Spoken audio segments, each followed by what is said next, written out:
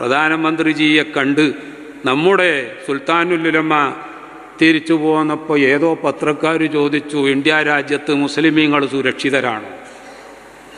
ഞങ്ങളോടൊക്കെ ഏത് നാട്ടിൽ ചെന്നാലും ചോദിക്കുന്ന ഒരു ചോദ്യം തന്നെ. ഞങ്ങളൊക്കെ പറയണ മറുപടി എന്താണെന്നറിയോ? We the people of India, we have a very very strong constitution. The preamble of our constitution itself gives a very clear picture what is India and what should be India. നമ്മുടെ India രാജ്യത്തിൻ്റെ ഭരണഘടനയുടെ കോൺസ്റ്റിറ്റ്യൂഷൻ്റെ preamble, അതിൻ്റെ മുഖവുരയിൽ തന്നെ സെക്യുലറിസവും സോഷ്യലിസവും സോവറിൻറ്റിയും ഡെമോക്രസിയും റിപ്പബ്ലിക്കാണ് എന്നതും മാത്രമല്ല, equality, അതുപോലെ തന്നെ fraternity, അതുപോലെ തന്നെ നമ്മുടെ ഫ്രീഡം എല്ലാം പറഞ്ഞ് ഇവിടെ ജാതി മത വർഗ വർണ്ണ ദേശ ഭാഷ ലിംഗ വ്യത്യാസങ്ങൾ ഒന്നും തന്നെ ഇല്ല എന്ന് ഇത്രയും കൃത്യമായി പറഞ്ഞ ഒരു ഭരണഘടന വേറെ ലോകത്തെവിടെയില്ല.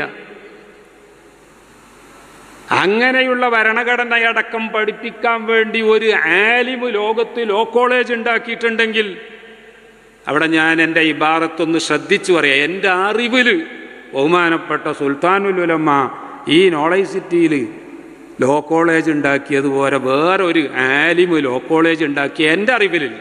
ഒരു പക്ഷേ വേറെ എവിടെയെങ്കിലും ഉണ്ടാകാം. ഞങ്ങളിന്ന് നൂറുകണക്കിന് വക്കീലന്മാർ കോടതി ചെന്നിട്ട് ഈ ഭരണഘടന ഉയർത്തിപ്പിടിച്ചിട്ട് സംസാരിക്കുന്നവരും വാദിക്കുന്നവരും ഒക്കെയാണ്. ഇതുകൊണ്ട് തന്നെ ഞങ്ങൾ ലോകത്തെവിടെ പോയാലും പറയും, നിങ്ങളെ രാജ്യം മുസ്ലിം രാജ്യമാണല്ലോ, നിങ്ങളെ ഭരണഘടനയിലുണ്ടോ എല്ലാ മതക്കാർക്കും ഇതുപോലത്തെ സ്വാതന്ത്ര്യം നൽകുന്ന ഒരു ഭരണഘടന? ആർക്കും കാണാൻ പറ്റൂല. അതുകൊണ്ടാണ് ബഹുമാനപ്പെട്ട കാന്തപുരം ഉസ്താദ് പറഞ്ഞത്, as long as our constitution is protected, Muslims are protected here എന്നാണ് അതിൻ്റെ അർത്ഥം. ഈ ഭരണഘടന ഉള്ള കാലത്തോളം മുസ്ലിമീങ്ങൾ സുരക്ഷിതർ തന്നെ.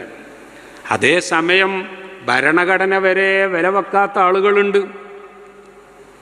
അത് എല്ലാ രാജ്യത്തും ഉണ്ട്.